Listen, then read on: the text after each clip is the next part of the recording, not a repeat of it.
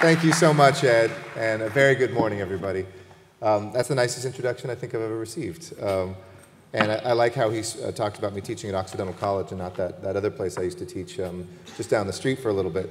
But I'm very proud to be here with UCLA because UCLA is actually the campus I've spent the most years of my education on, 7 years. I wasn't a 7-year undergrad, but I actually went to elementary school on the UCLA campus, and it was to date the best school I've ever gone to in my life. And UCLA has affected me every single day. I used to take the bus home from Westwood back to the San Fernando Valley almost every day as an elementary school student. I guess my parents were a little crazy to put me on a bus back then, but it was a time that shaped my life and a time that made me who I am. And to be able to work so closely with UCLA, which has such an amazing presence, not just here in this city, in this state, in this country, but globally. Thank you, Ed, for your leadership, and thank you for the leadership of the entire Bruin team. I'm also very excited to be here with such a distinguished group of guests as well, because for me, the Anderson Forecast is one of those rare moments when we actually get to see ourselves, hold a mirror up to this region and understand a little bit about who we are, where we've come from, what this moment is like, and where we're headed. And recently, Ed joined a Council of Economic and Fiscal Advisors that I've formed in City Hall for the first time, because as somebody who's trained as a social scientist, my first kind of worry when I came in as mayor was that so much data doesn't exist for us to even understand what LA is, where we're going. Our unemployment rate, which you'll read about in the press now and again, is pretty much a junk piece of data that doesn't reflect the actual workers that are here. It might be better, it might be worse, but we know that it's quite inaccurate.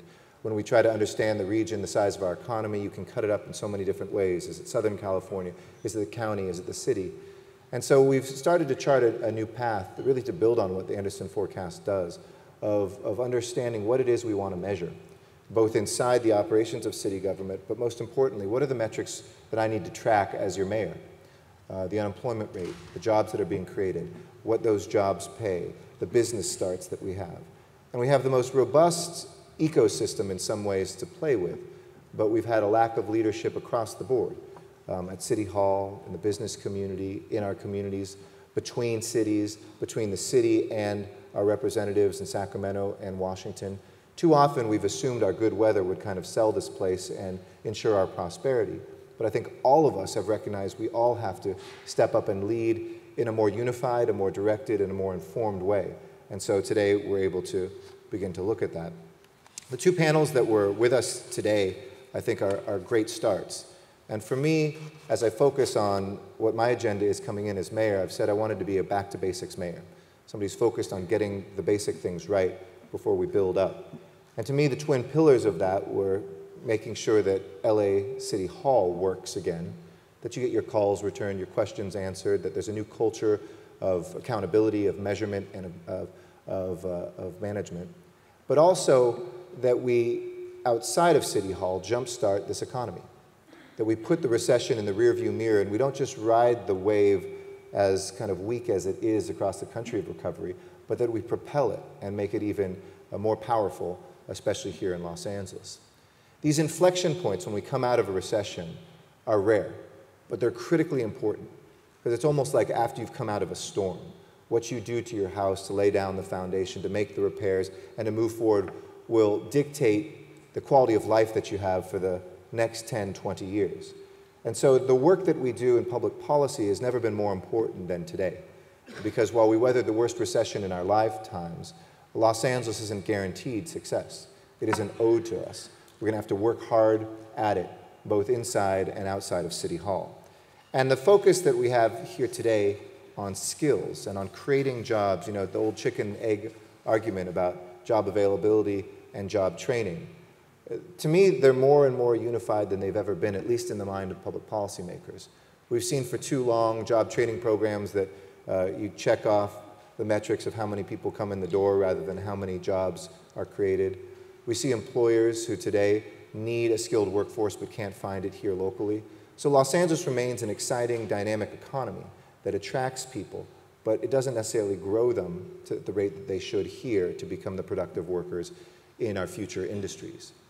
Two quick stats that really informed my perspective when I first came in was that McKinsey did some work for me to assess our local economy, and one of the stats that came along is that we're creating high-paying jobs more quickly than low-paying jobs in our local economy. But they also, of course, saw that our poverty rate is up. So how do we square the idea that high-wage jobs are up and our poverty rate is up? I think, simply put, it means that people who are growing up here aren't graduating from being trained for those jobs. In fact, they're going instead to other people who are outside the city, outside the state, sometimes outside the country. That's a wonderful part of our economy, that our diversity, and that people still want to be here. My biggest headache, which is probably congestion and traffic, is indeed a headache for all of us, but it's also a reflection that Los Angeles has not become unpopular. People aren't leaving. Some cities that have zero traffic also have a declining population. So we see these indicators that Los Angeles is still a place that people want to be.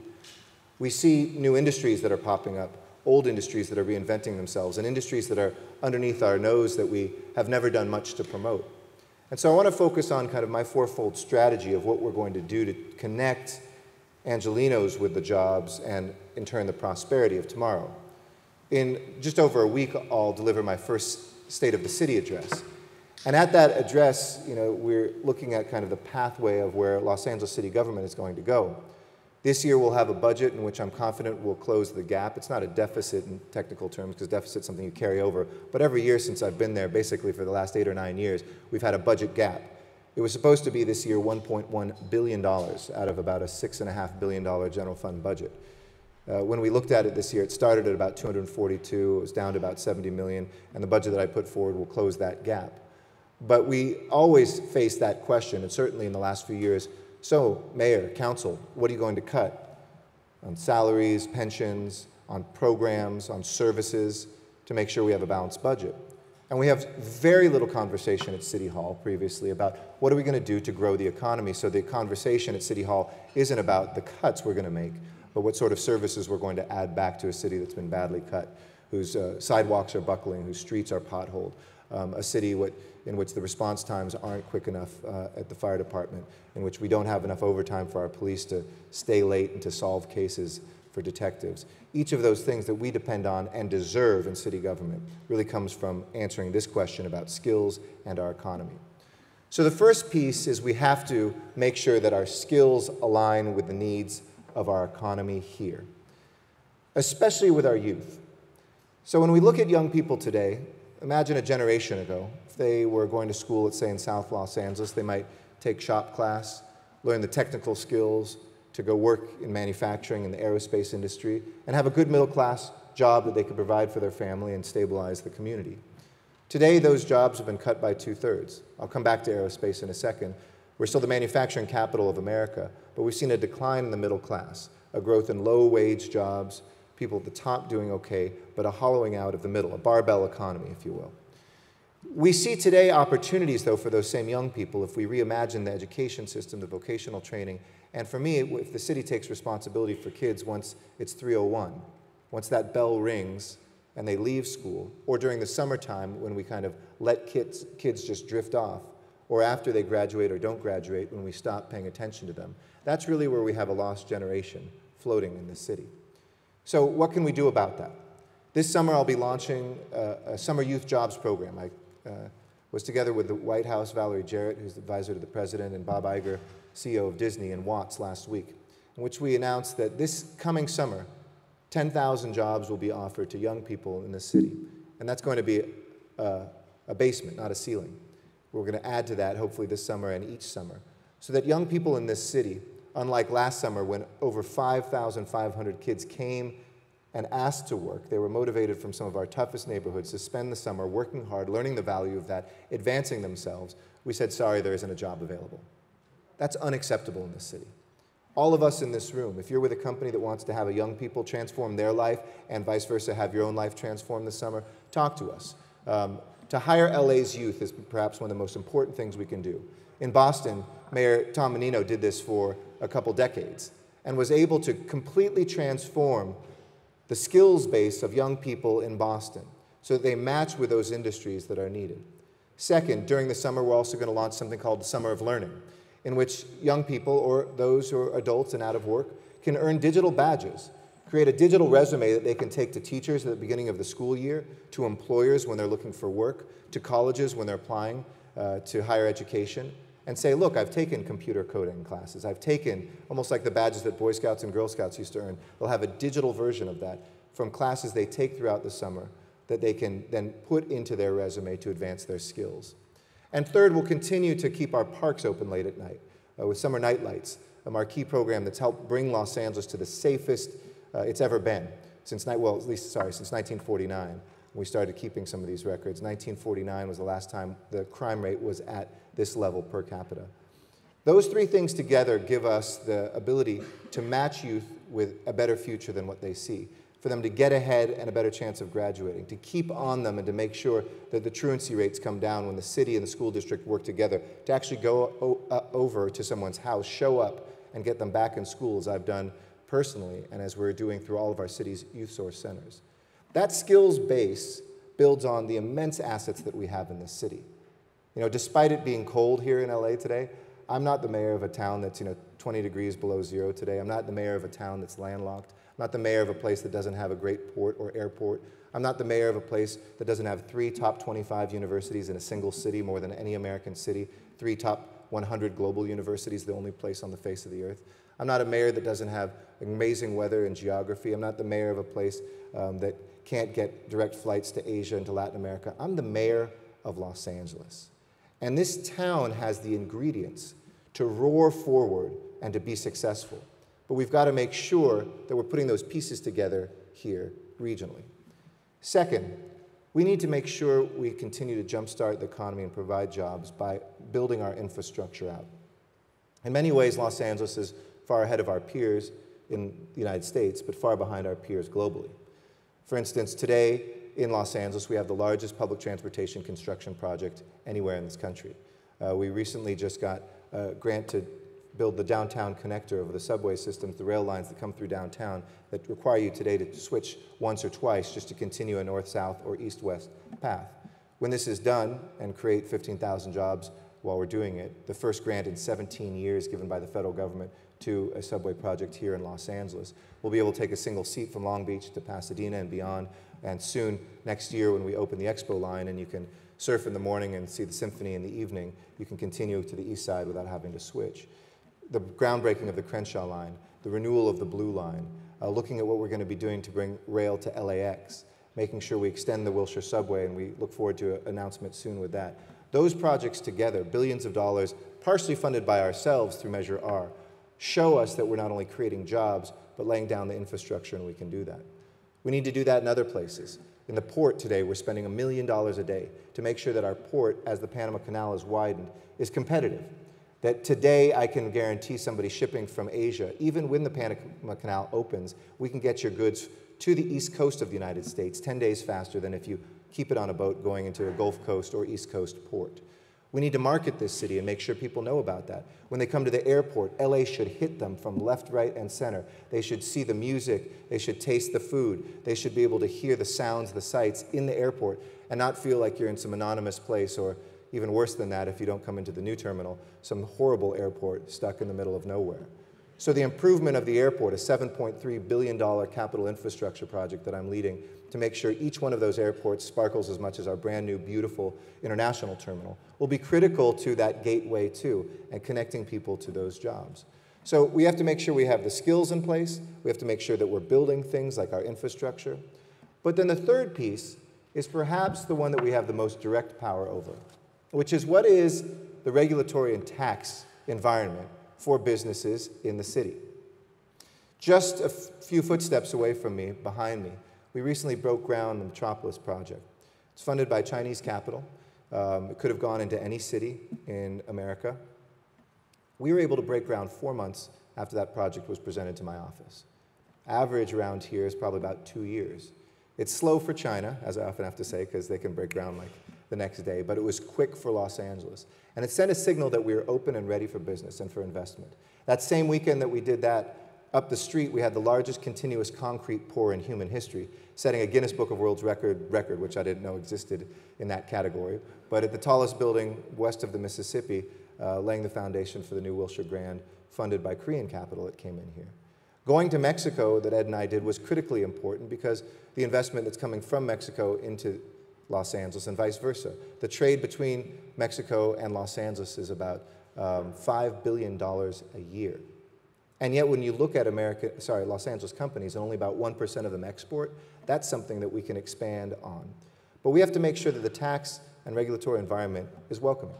That's part of the reason that I've led the charge to make sure that we reduce and eventually eliminate our city's gross receipts tax, which taxes your receipts, not your profits. Think about that for a second. You can lose money in a given year, and Los Angeles City still takes money from you. It is the most business-unfriendly tax we can have. There's hardly a week that goes by that a CEO here, downtown, or elsewhere is saying, when we're looking at our lease renewal, we're not sure if we want to stay in the city of LA. If we can pass and lower that this year, especially off that services category where people pay the most and are the most mobile, we can keep businesses here. And if we can continue to show people that if you bring us a project, an idea, a company, we'll get you open and running quickly, Los Angeles's great attributes will make the rest of the sale. And I've spent a lot of personal time making sure that I connect with those business leaders who are the decision makers. I think too often City Hall is lazy. You all know in business is about chasing leads. Whether it's hearing that DirecTV was going to start making its own TV shows like Netflix and getting my new film office on the phone so that we landed all 3 of those new series right here in LA as production has fled.